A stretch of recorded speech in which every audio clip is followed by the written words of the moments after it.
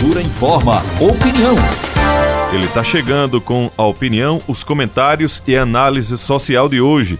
Professor Carlos Silva, hoje aqui no estúdio, né, Dido? Isso mesmo, professor. Bem-vindo. Bom encontrar o senhor por aqui, embora que já nos encontramos ontem na Confra da Cultura, então é um prazer ter o senhor aqui mais uma vez. Ok, da mesma forma, né? Qual o tema do comentário de hoje? Nosso tema de hoje é irracionalidade federal. Vamos ao comentário. Pois é, minha gente.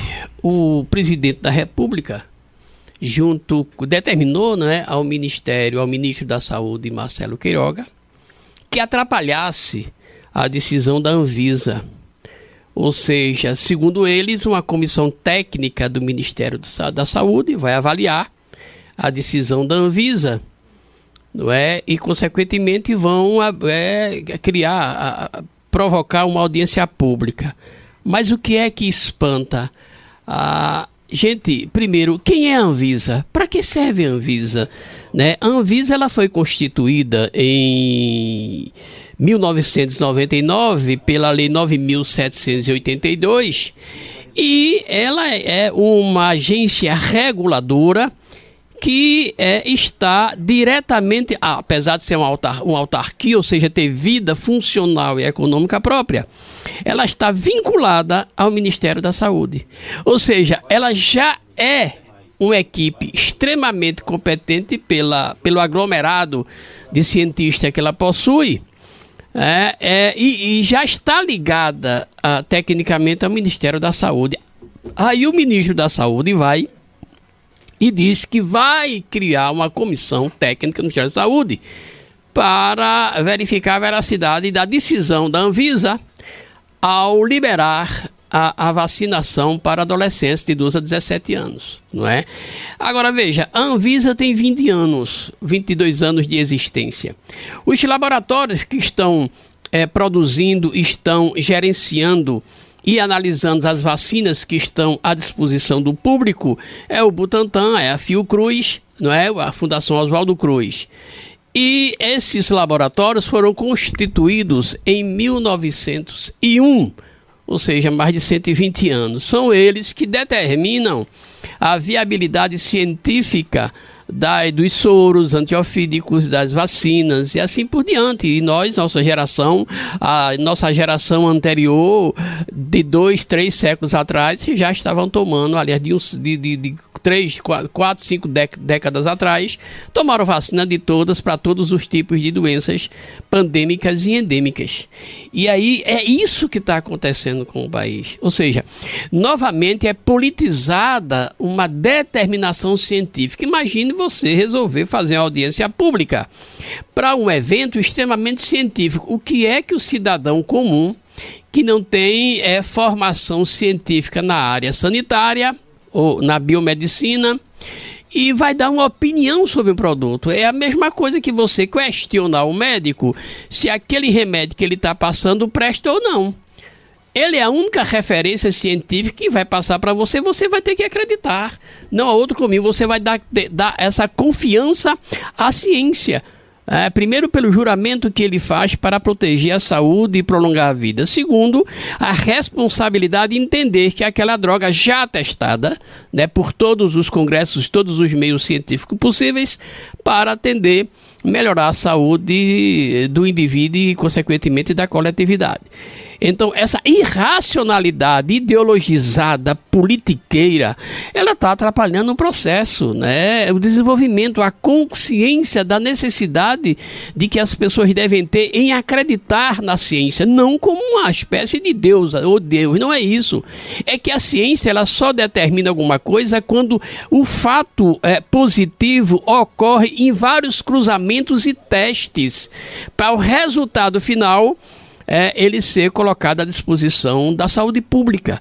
Então é uma irracionalidade absurda e isso tem um preço muito alto, não é? Um preço absurdo que está pagando a sociedade. Do mesmo jeito que agora há pouco, ponderando em outro ponto do governo Bolsonaro, ele impediu, né, tá suspendendo o DPVAT para 2022, coisa que eu acho que o Supremo vai ter que revogar ou suspender, Porque o DPVAT, ou seja, o seguro de danos pessoais causado por veículos automotores, ele oferece indenização para as vítimas de acidentes dos chamados sinistros de trânsitos, independentemente da culpabilidade. Ou seja, é uma faixa de mais ou menos 13 mil para indenizações por invalidez ou morte, e se eu não me engano um pouco mais de R$ 2.500, parece que é R$ 2.700, para bancar despesas. Ora, você não tem... O acidente é uma coisa que pode ser provocado pela negligência, pela imprudência e pela questão mecânica. Naturalmente, o acidente ele vai ocorrer, né? Porque as pessoas não tratam bem seus veículos no tempo certo de fazer sua manutenção. Então, quando ocorre o sinistro, o DPVAT cobra. Mais uma vez, a política ideologizada e absurda e a política pessoal do presidente Bolsonaro contra os donos de uma empresa que monopoliza, que trata desse seguro, está prejudicando exatamente a sociedade, porque todos os dias ocorre em algum momento algum acidente de trânsito. E aí, sem o DPVAT pago, como é que você vai receber indenizações, né? Entrar com processo por danos físicos numa ação civil ou penal de um acidente de trânsito, você não sabe quando vai sair, né? Então, mais uma vez, o presidente da República, através de suas ações funcionais, prejudica a sociedade como um todo. Era isso que tínhamos que passar para o ouvinte do Cultura Informa. Opinião é na Cultura. Primeiro lugar em audiência, do jeito que você gosta. Você está ouvindo a Cultura Informa, o jornal do nosso rádio. O ouvinte pode perguntar ao professor Carlos Silva pelo WhatsApp, pelo Facebook e tem ainda o nosso canal no YouTube. Pergunta, Exatamente. Professor. Nosso ouvinte pode participar conosco. Tem um pessoal por aqui mandando já a sua mensagem. A Maria Sueli, parabéns, professor Carlos Silva, pela análise verdadeira, confiável, porque tem como base o estudo. Então, um elogio para o senhor. Obrigado, amiga. Deixa eu ver aqui no WhatsApp, várias mensagens. Professor, se repetindo a mesma coisa do ano passado, no mês de setembro, quando o Bolsonaro ficou embromando na compra da vacina. Agora são as vacinas para as crianças, a mesma demora. Veja, é uma situação muito delicada, porque se por acaso o governo acha que talvez não tenha caixa para comprar essas vacinas, não é, em tempo, por que ele não coloca isso? Não é porque não discute com seriedade, com verdade o que está ocorrendo de fato dentro do Ministério da Saúde. Se diz, olha, foi liberada, mas estamos com pouco orçamento, então vamos buscar os meios. Não pode sacrificar mais uma vez. Podemos ter um genocídio culposo caso essa variante aumente a sua propagação e crianças, adolescentes forem afetadas e morrerem. Quem será a culpa indiretamente? É o que eu chamo de genocídio culposo estabelecido pelo próprio presidente da República. Mensagem aqui do Josimário Cidade Jardim. Professor Carlos, eu pergunto, por que muitos falam de Geraldo Alckmin por ser o vice de Lula, mas eu batia muito nele chamando de corrupto e ladrão. Ninguém nunca diga dessa água beberei, que termina bebendo e se lambuzando. Olha, agora pulei de lado e voto em Lula. Mensagem aqui do Josimário do Cidade Jardim. Veja só, deixa eu explicar uma coisa muito interessante para vocês da visão da ciência, da sociologia e também da antropologia. O homem, ele nasce, o ser humano nasce, ele tem 10 anos, 20 anos, 30 anos, 40 anos. Ele é o mesmo homem durante esse processo da sua existência. Mas o tempo, o espaço, os hábitos e os costumes da sociedade, eles são alterados. E quando ele altera, tem que haver uma mudança também na consciência do ser humano.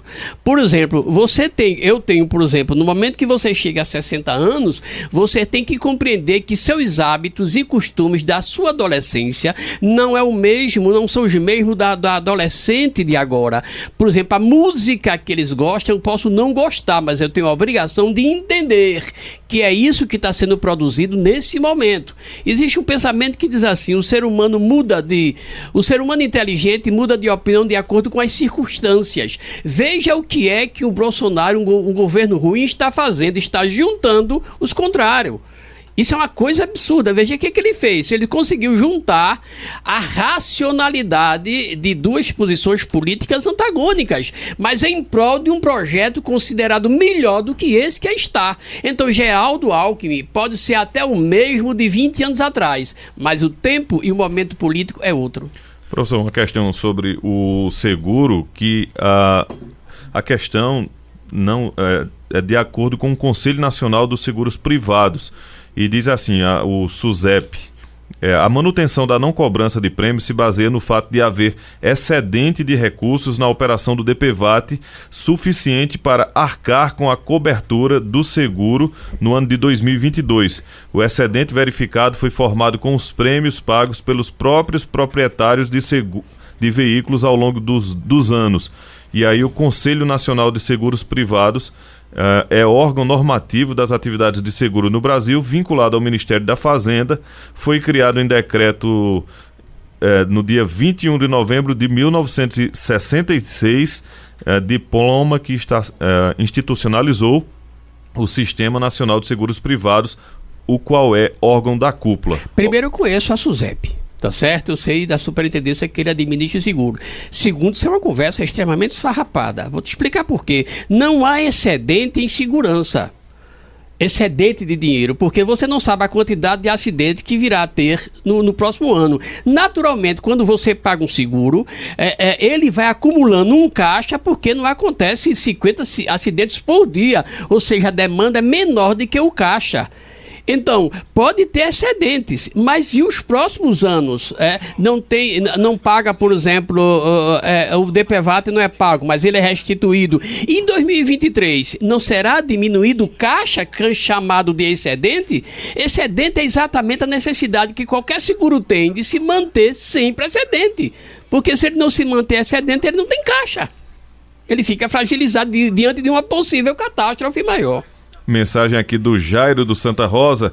Aos que estão preocupados com a ausência de Dilma no jantar do PT, isso não muda nada. Acho melhor vocês se preocuparem com o ex-ministro Moro. Segue o líder. Mensagem do Jairo.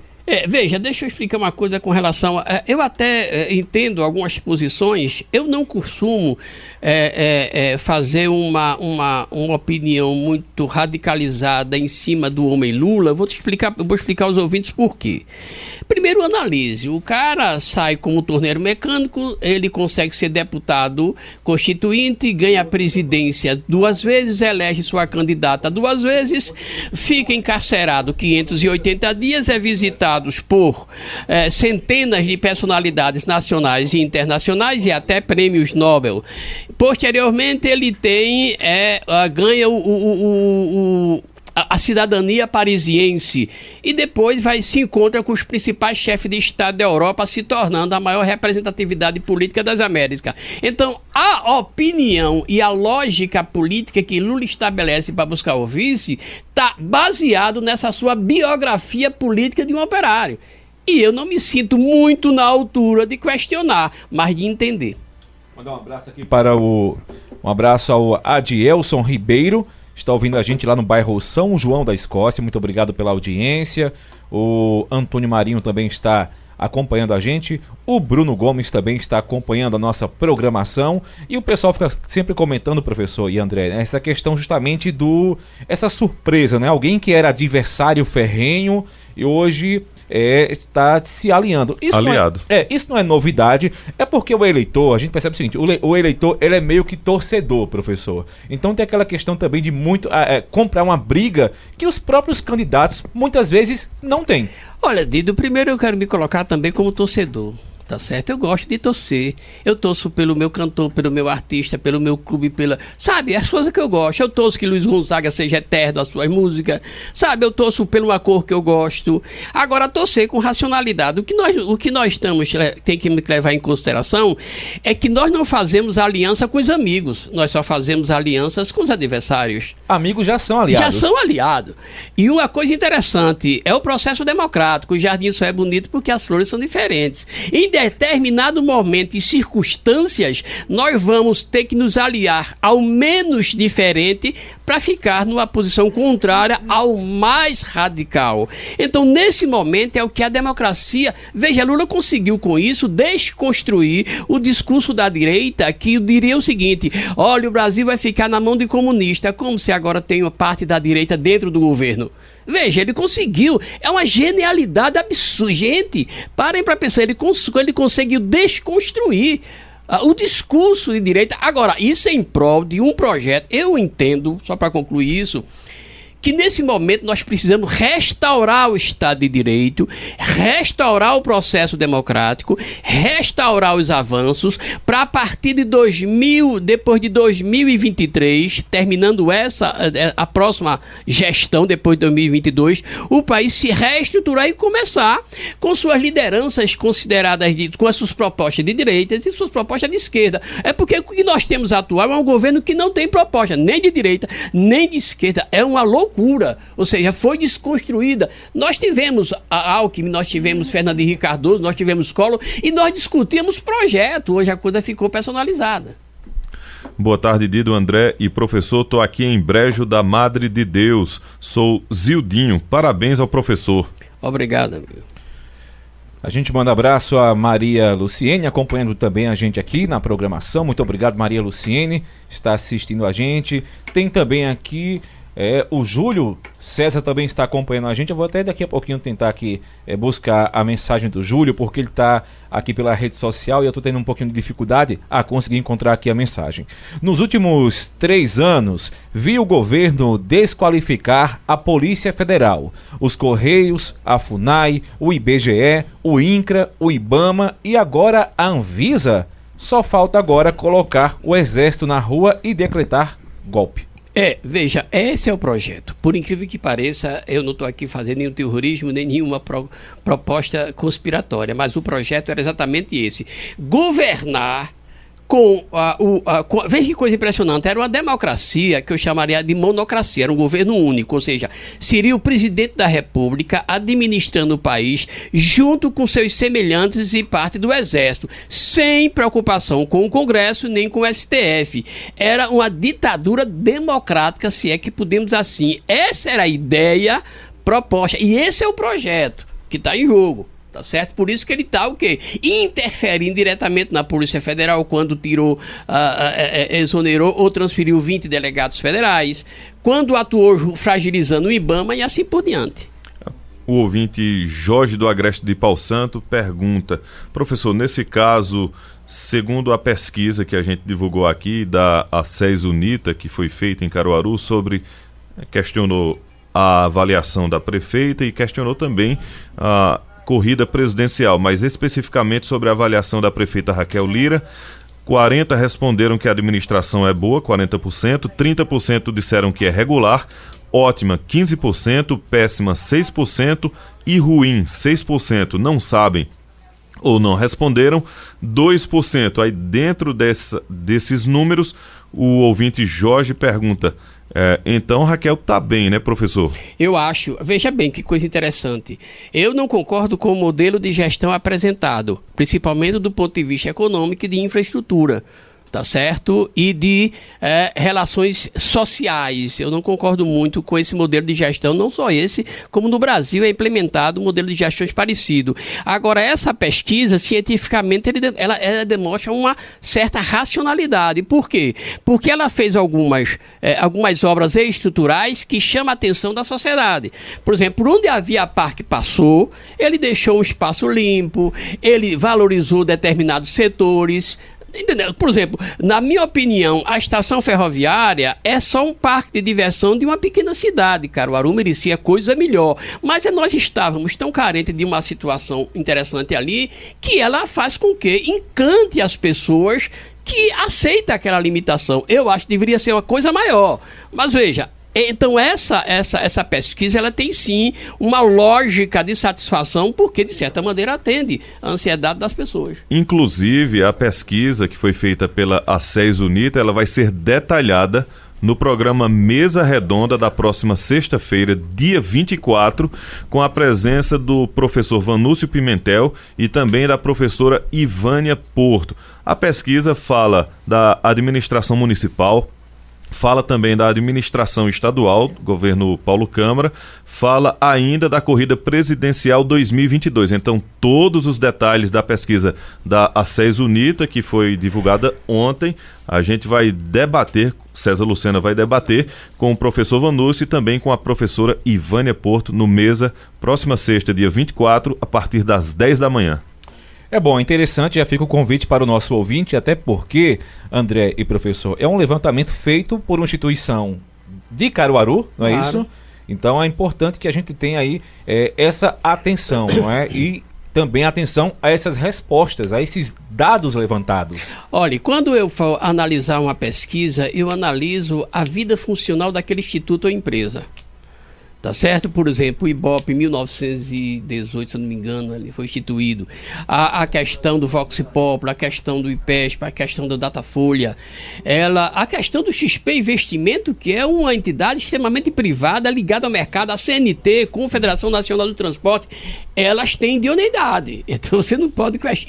E o embasamento científico, estatístico, ele é feito de maneira científica. Lógico que nós temos alguns institutos que são, digamos, contratados para viabilizar números a favor, mesmo que de maneira científica, que nós podemos fazer isso. Um pequeno detalhe, por exemplo, se eu quiser que uma pesquisa dê bom para Dido, o que é que eu faço? Eu faço uma pesquisa onde ele onde as pessoas gostam mais dele. Por exemplo, eu quero fazer uma pesquisa que dá ponto a favor de um político. É só fazer uma pesquisa no local onde ele tem mais votos. A lógica é que entre 10, 6 pessoas vai ficar do lado dele. Se eu quiser fazer uma pesquisa que dê negativa, eu vou para um setor que ele não foi bem atendido no setor eleitoral. Então isso não deixa de ser exato, o cara só escolhe o setor. Mas eu acredito que é um produto vendido e caro, e mesmo quem contrata não quer ser enganado.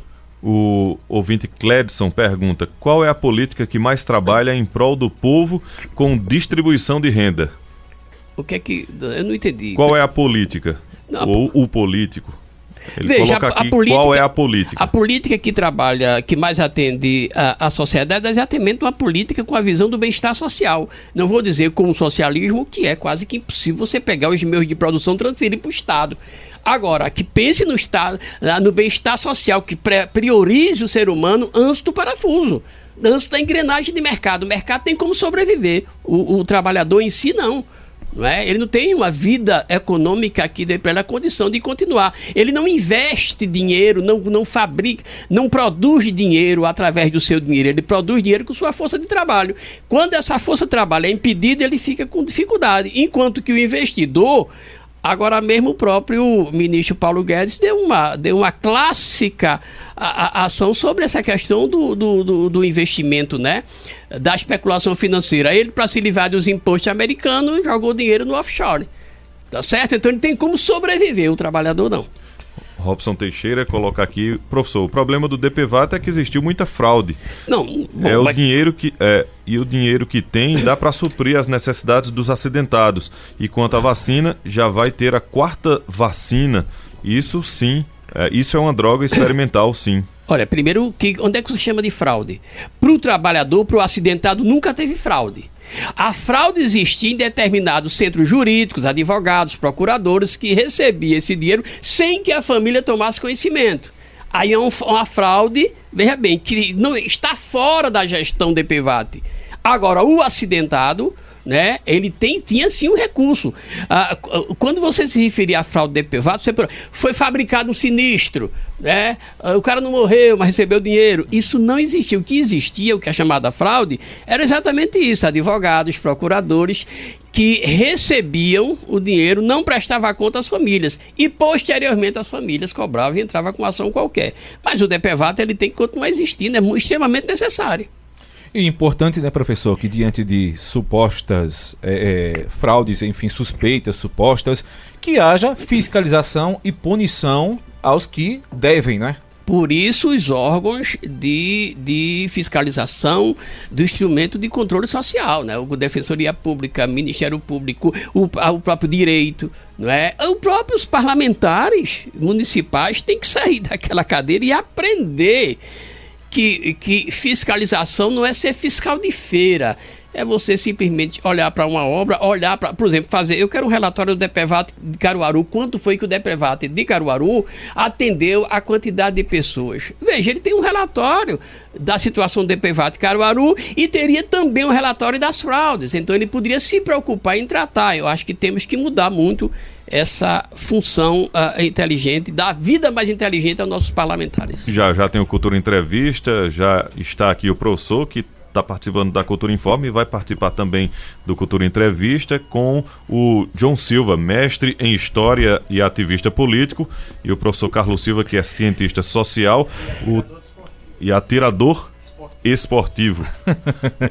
Aqui o tema de hoje é política armamentista do governo Bolsonaro, e quem vai entrevistar é o Fúvio Wagner, que também estava ontem lá na nossa confra, né, Dido? Exatamente, né, que tocou guitarra ontem, fez um show aí pra gente particular e que já está aqui no estúdio. Portanto, André, vamos agradecer ao professor por essa participação, aos ouvintes também, e finalizar o programa? Exatamente. Professor, forte abraço aqui no programa Cultura Informa. O senhor volta amanhã, né?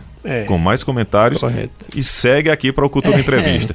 Então, até amanhã, André Santiago, até amanhã, Dido Montenegro, e até amanhã, ouvintes do Cultura Informa, e mais uma vez corroborando com vocês com relação à confraternização da cultura, não só pela atividade do evento em si, pela coisa interessante, mas pelo aspecto da confraternização, né? Do espírito de se reunirem uma vez por ano para, além da alimentação, alimentar, olhar para outra pessoa, conhecer a outra pessoa, se confraternizar, até porque estamos passando por uma pandemia que mais da metade de 1 milhão de pessoas não cumpriram o seu ciclo existencial natural, e nós estamos conseguindo passar. Isso já é grande coisa.